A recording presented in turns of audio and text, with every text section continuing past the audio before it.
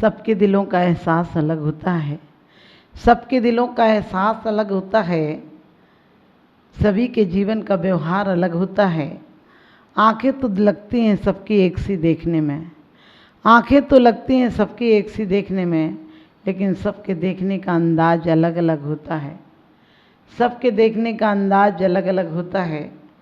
कोई जीवन को सुगंध से भर देता है, कोई दुर्गंध से भर देता है, कोई जीवन में खुशबू लुटाता है, कोई बदबू पैदा कर देता है, कोई जीवन में सुखों का अंबार लगा देता है, कोई दुखों की खाई खोद देता है, कोई जीवन में परमात्मा हो जाता है तो कोई पतित आत्मा हो जाता है, कोई लोगों के लिए सहारा हो जाता है, कोई किसी को बेसहारा कर देता है।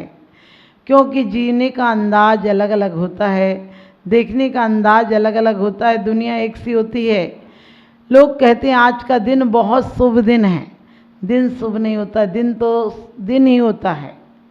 क्योंकि दिन तो जिस तरह से रोज़ निकलता है आज भी निकलता है, लेकिन जिस दिन तुम्हारा मन अच्छा होता है उस दिन तुम्हें शुभ दिन लगता है, और जिस दिन तुम्हारा मन खराब होता है वो दिन तुम्हें अशुभ लगता है। न दिन शुभ होता है न दिन अशुभ होता है। आपके घर उस दिन कोई मंगलकारी हो जाए तो आपको दिन शुभ लगता है, और यदि आपके घर में जवान मौत हो जाए तो आपको दिन अशुभ लगता है। वास्तव में दिन शुभ अशुभ नहीं होते हैं, हमारी देखने की हमारी सोचने की धारणाएं शुभ और अशुभ होती हैं। हम जीवन में किस तरीके से लेते हैं बातों को, क्योंकि फूल खिले होते हैं, लेकिन जब आप खुश होते हैं तो आपको खिले हुए फूल नज़र आते हैं, और जब दुखी होते हैं तो आपको कांटों नज़र आते हैं। आप परमात्मा को कोसते हो कि क्या कांटे ही कांटे दुनिया में दिए हैं।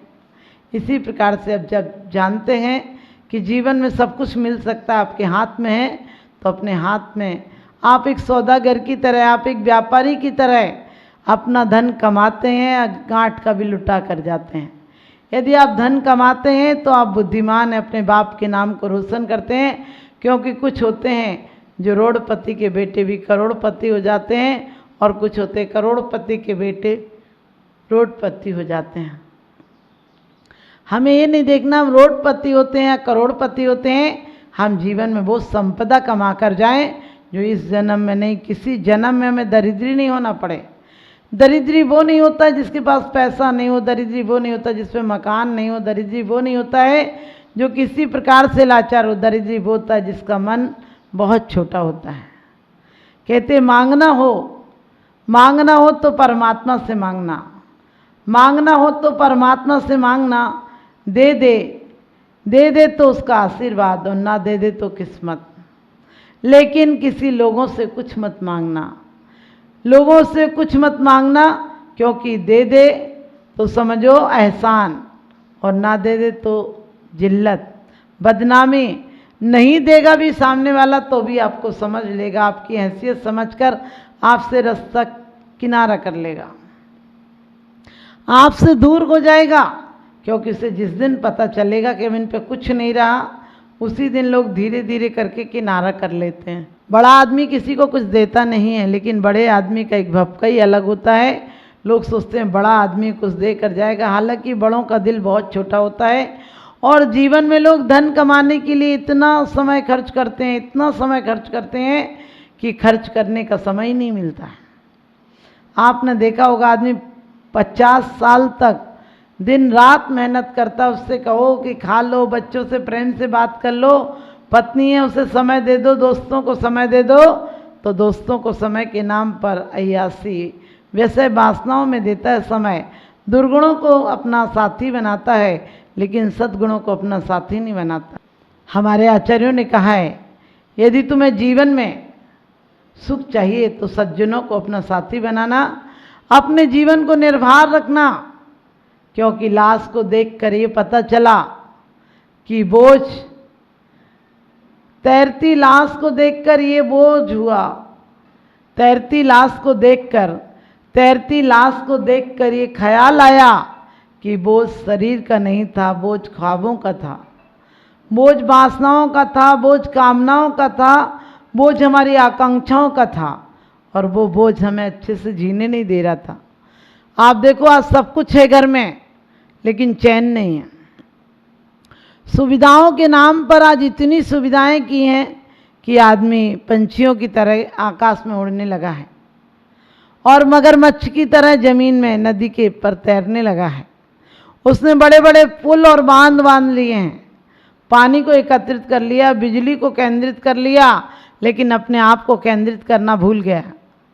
अपने आप को जब तक केंद्रित नहीं करोगे, बड़े बड़े बांध क्या करेंगे? अपने आप को संयम के बांध में बांधो, अपने आप को साधना के बांध में बांधो। और वही कारण है कि हमने बांध में नहीं बांधा तो हम रोज प्रार्थना करते हैं, हा हा डूबो जातो नेक निहार निकार, खेवटिया तुम हो प्रभु, जय जय जय जिनदेव।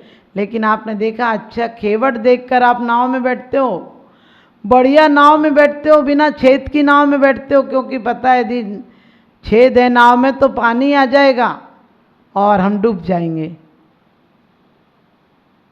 लेकिन जीवन रूपी नाव में भी, आपके जीवन रूपी नाव में आप नाविक हो, लेकिन नाव में कितने छेद हैं, कसायों के, पाप के, वासनाओं के, ईर्ष्या के, छल के, कपट के।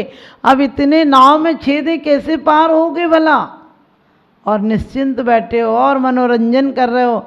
अरे मनोरंजन के जितने साधन है वो दुख को विस्मृत करने के साधन है। आज आदमी का जितना मनोरंजन बढ़ा है, समझा वो उतना ही आत्मरंजन से दूर हो गया है। एक व्यापारी था, नाव से व्यापार करता था। लोगों ने उसे समझाया कि तुम हमेशा व्यापार करते हो, किसी दिन तूफान आ जाए तो अपने जीवन के लिए भी कुछ कर लो, कुछ तो बचा लो। उसने कहा क्या बचा लूं? लोगों ने कहा अरे कम से कम तैरने की कला सीख लो, एक तैराक है 4 महीने में तुम्हें सारी कला सिखा देगा। उसने कहा 4 महीना, मेरे पास 4 घंटे का समय नहीं होता है। लोगों ने कहा अरे जाओ, 1 आध महीने में भी तुम्हें तैरना तो सिखाई देगा। उसने कहा हमें तैरना वरना नहीं सीखना, इतने में तो 1 महीने में तुम करोड़ों का व्यापार कर लेते हैं, उससे क्या मिलेगा? लोगों ने कहा जीवन धन सबसे बड़ा होता है। अरे धन तो जीवन को सुखी बनाने के लिए कमाते हैं, तुम कैसे पागल हो, धन के लिए इतना समय गंवा रहे हो।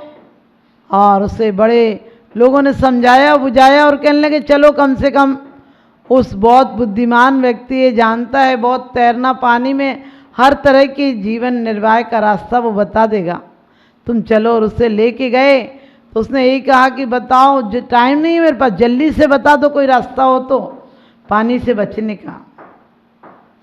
उस नाविक ने कहा कि बस तुम्हें एक ही काम करना है। उस गुरु ने कहा कि तुम्हें एक ही काम करना है कि जब भी तुम नाव में बैठो तो अपने पास 2 खाली पीपे रख लेना, और जब भी कभी तूफान आए तुम्हें लगने लगे कि तुम डूब जाओगे, खाली पीपों को अपने पेट से बांध लेना और वो पीपे तुम्हें तिरा देंगे, डूबने नहीं देंगे, डूबने से बचा लेंगे। और कहते हैं वो भी बात तो मान ली उसने, कहा ठीक है आप कहते हो तो कर लेंगे।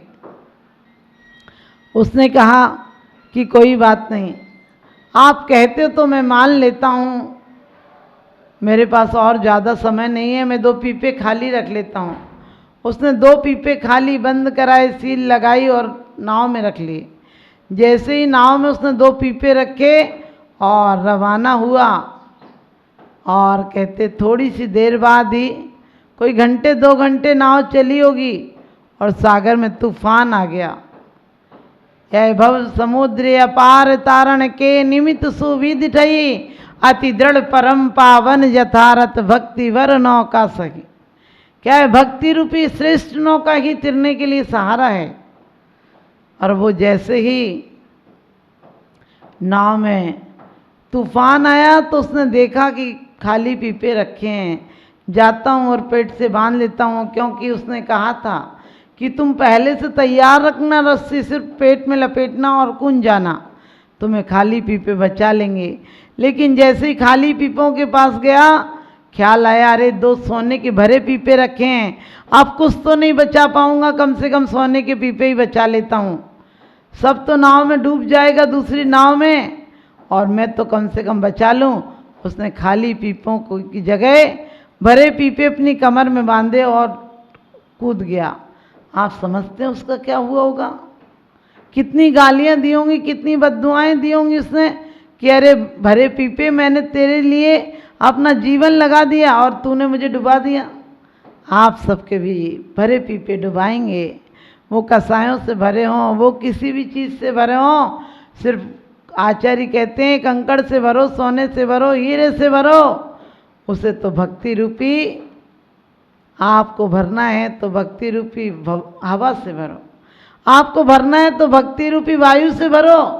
कल्याण मंदिर में कहा है कि मशक के अंदर वायु होती तो तिरा देती है, इसी प्रकार से हमारे और आपके अंदर भी भगवान की आराधना रूपी वायु है, तो हम समुद्र से तैर जाएंगे, पार लग जाएंगे और एक दिन हम भी मोक्ष महल में जाएंगे, इस जीवन के सुख पाएंगे। तो आप सबका जीवन सुख शांतिमय हो, हमारा आशीर्वाद है, बहुत बहुत आशीर्वाद।